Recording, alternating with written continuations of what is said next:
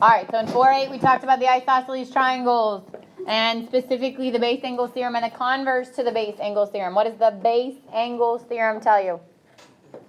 If the two sides are congruent and the two base angles are. Good. So if the two legs or two sides of a triangle are congruent, then the angles opposite them or the base angles are congruent. What's the converse say? If the two angles are congruent, then the two sides are congruent. Perfect. If the two angles are congruent, then the two sides opposite them are congruent. And then we learned two corollaries based on that. Do you remember what those say? If a triangle is equilateral, it is equiangular. And if it's equiangular, it's equilateral. Okay, so number one, what's true about this triangle?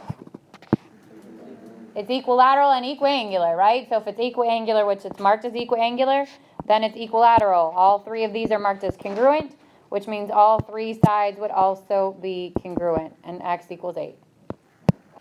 Easy stuff, right? Okay, 2, this is what kind of triangle? Isosceles. So you've got two congruent angles, which means two congruent sides. 7x plus 3 is going to equal 24. 7x will equal 21, and x equals 3. So be careful because it will usually throw another side in there to throw you off. Okay, you want to make sure that the sides that are opposite the congruent angles are the ones that you set equal to each other. Sometimes they look different, like this time there's a distinction between that 24 and that 19, but they're not necessarily all drawn to scale. So you want to be really careful which ones are the ones you mark as congruent. All right, number 3 says, find if the measure of the vertex angle of an isosceles triangle is 112, what are the measures of the base angles? So the vertex angle is which one? If I draw it this way, it's the top one, right? Which this is definitely not drawn to scale because it's not obtuse, okay? But it's the non-congruent angle is the most important thing. It doesn't always have to be at the top. So if this is isosceles, where those two congruent sides meet is your vertex angle, which means these two are congruent. How do I find them? Good. So 180 minus 112 is 68. And then, good, divide by 2. So each of these are 32 degrees. 34 degrees. Just kidding. I was just seeing if you were paying attention. Good job. 34 degrees. Okay, and then any questions on that one? Number 4 says, You said that if the triangle is you can draw an isosceles triangle any way you want. So I could draw it this way and say these two are the congruent sides. Then this is 112. It's just the vertex angle is where the two congruent sides meet. Okay, it doesn't have to be the top.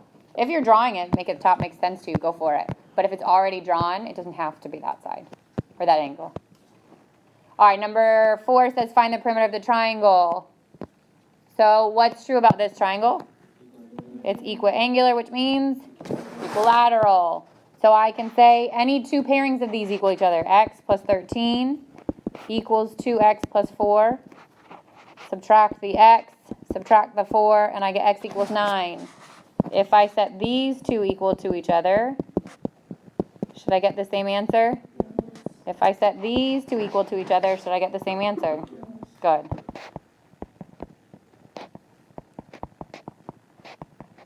So no matter which two you set, because they're all equilateral, they should all have given you x is 9. So if that's the case, the second part of this says to find the perimeter. What do?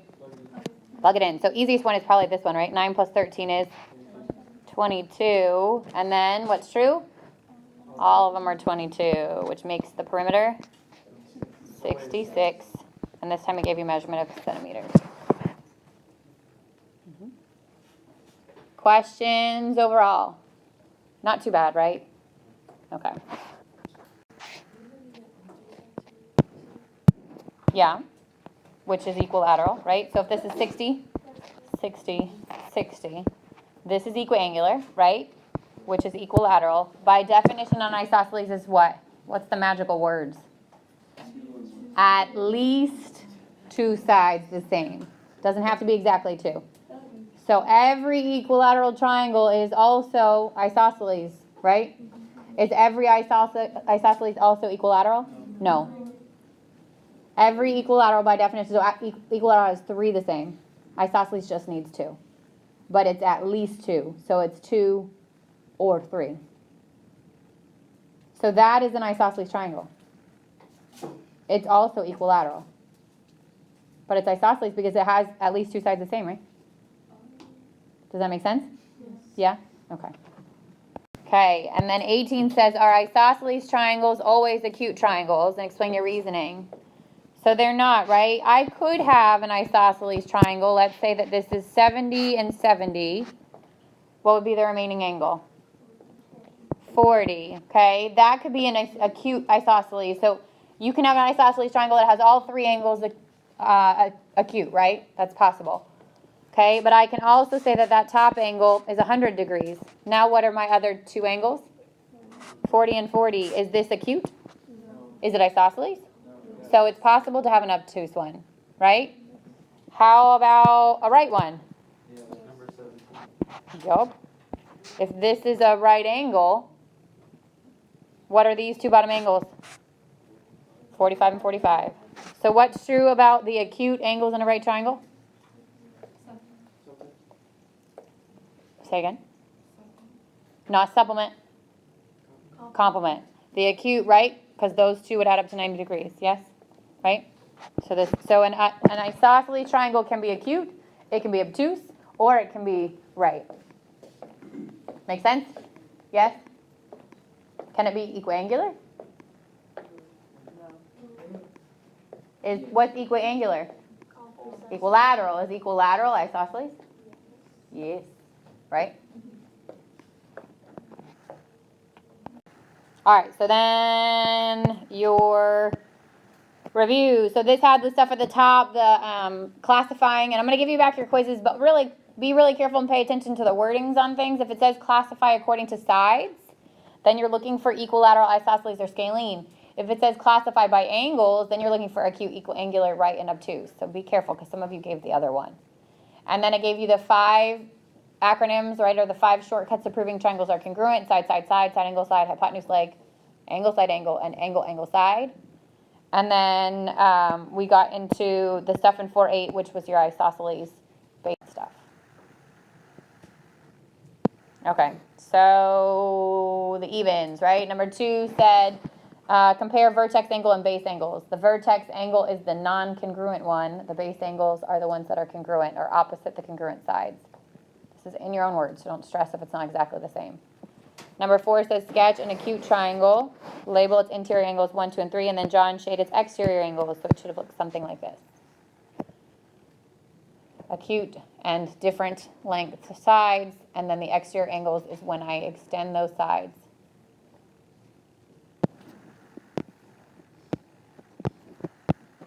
Okay, 6 was 65. 2x minus 25 would have equaled x plus 20, because those are your external, that's the external angle. 8 is 90, 9 plus x, or 9x, sorry, plus x should have equaled 45 plus 5x. Questions on those? 4.2, the evens, 10 is 15 meters, 12 is 50 degrees. Remember, the order of the letters is important. The first letter matches the first. So A would match V, B would match T, C would match U. And 14 is 11. So you had to first find the missing angle from 45. I've got a right angle, so 90 minus 35 is 55, and then 5x equals 55.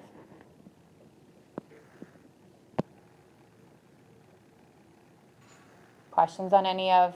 Did you say 5x equals 55? Yep.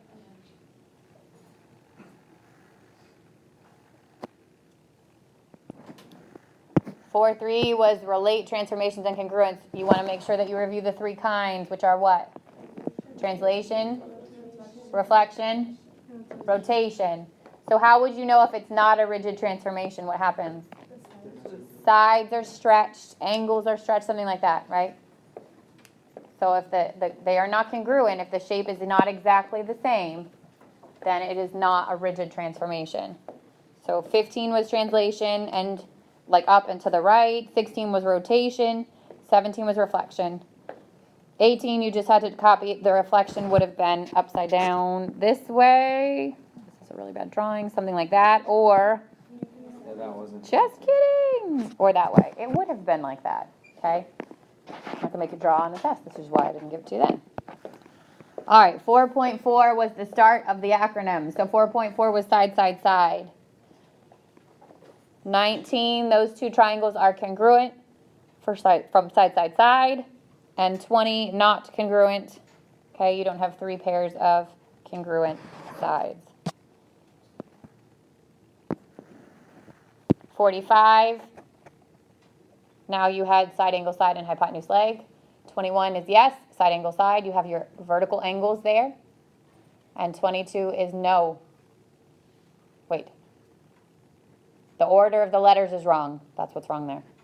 Okay, so when you look at this triangle, they are congruent, right? But it would be triangle EFD is congruent to, so I went 1 tick mark to no, actually let me go in the order that they went for the first one.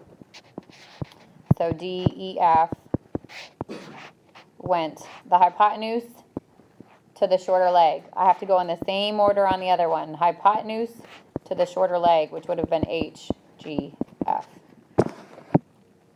So they are congruent, okay? But the order of the letters was wrong. And that's hypotenuse leg. Remember to check for hypotenuse leg if anytime you've got a right angle. It's not always guaranteed, but it is the most common.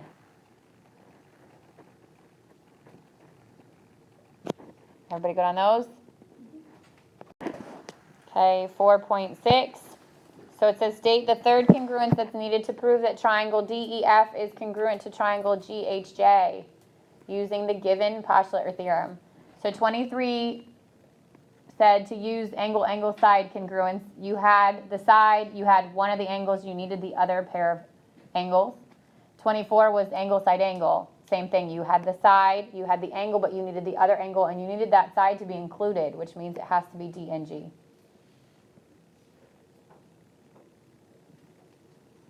Questions on those?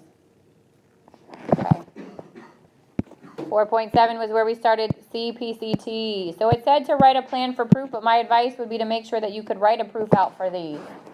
So 26 said that I would show, first of all, let's write it like it's a proof. Okay? Let's get some practice in there if you didn't do this already. So 1 would be to state your given. What's given to you from that diagram? Angle K and angle G are 90 degrees. What else? KH is congruent to HG. So that's given to you. Is there any piece of information in this diagram that I can state just by looking at it? FH is congruent to FH. What's that called? Good. Then what?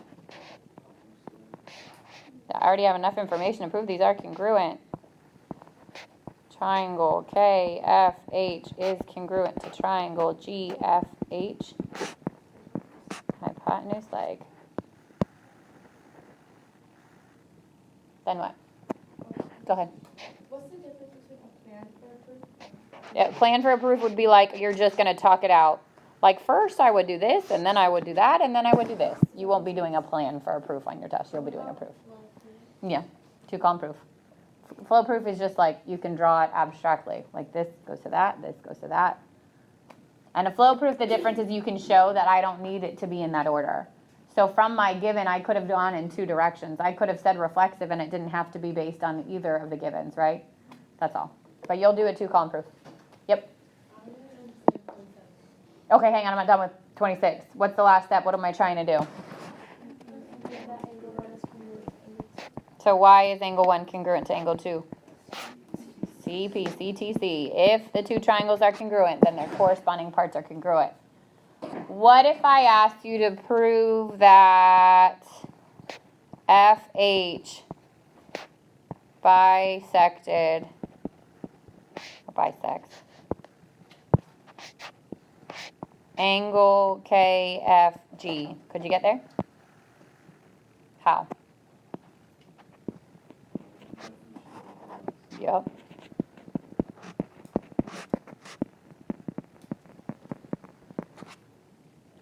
Does everybody see that? So one extra step, but you were already so close. It's just one extra thing.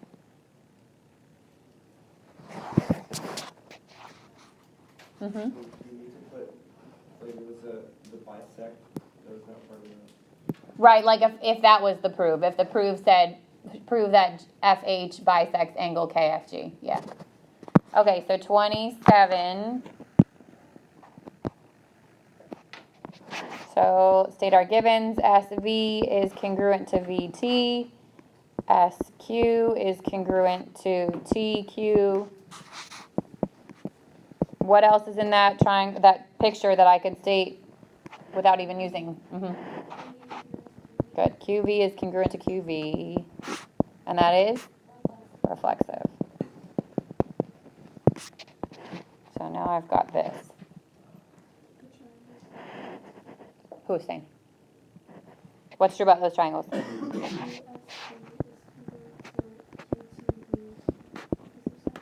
Good. So if the triangles are congruent, then what's true? CPCTC would tell you what else is congruent there. Good. VSQ is congruent to QTV.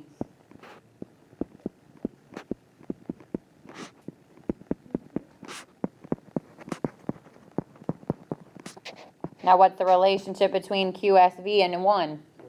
They're vertical angles, which means they're congruent.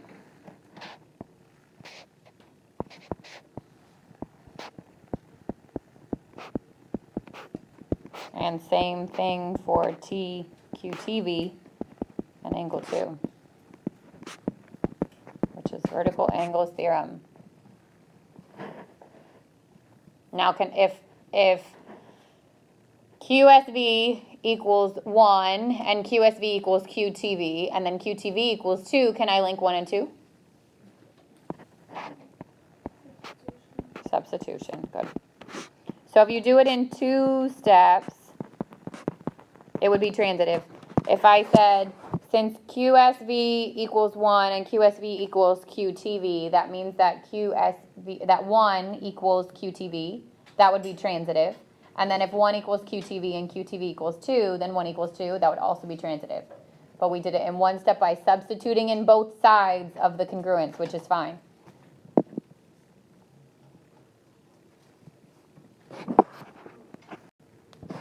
Okay, 4-8. The base angles theorem on 28 tells you that x equals 65. The converse to it on 29 would tell you that if those angles or the sides are congruent, then the angles are congruent, and if all 3 angles are congruent, then they have a measure of 60 degrees. So 3 over 2x plus 30 has to equal 60 degrees, and x is 20. And then 30 is the converse of the base angles. If the 2 angles are congruent, then the 2 sides are congruent. 7x plus 5 equals 13 minus x, and x is 1.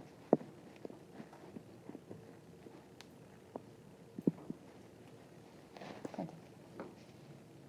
you do 29. 29? So the fact that it's equilateral means it's equiangular, right? And if it's equiangular, they're all 60 degrees. So this equals 60 degrees. 3 halves x would equal 30, and then multiply by 2. 3x would equal 60, and divide by 3. And x is 20. So as soon as you see all 3 sides are the same, all 3 angles are 60 degrees because it's equiangular. I added them all together and then I put equal 180. You did 3 halves x plus 30 plus 3 halves x plus 30. It's the same thing. Yeah, it's just harder. Yeah. But it should work. I got confused. Yeah, it should work. Any other questions from the review? Okay, so on the assignment, I'm going to give you back your quizzes in just a minute. But on the actual test in your book, in Canvas, on the one that says tomorrow, what is tomorrow? The 3rd test 2, whatever, test number 1, that whole thing. I added 2 files on there. The first is the chapter test from the book, which is extra practice. And the second is 4.7 extra proof practice with the answers.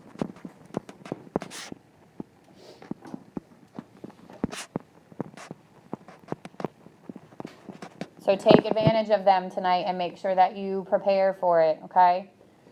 Take the time to either, skip through. If it's super easy and you know how to do it, you don't have to do them all. You're not submitting this, okay? But the ones that you need to practice on, which my assumption would be the proofs, you need to make sure that you're taking the time to review it before your test tomorrow.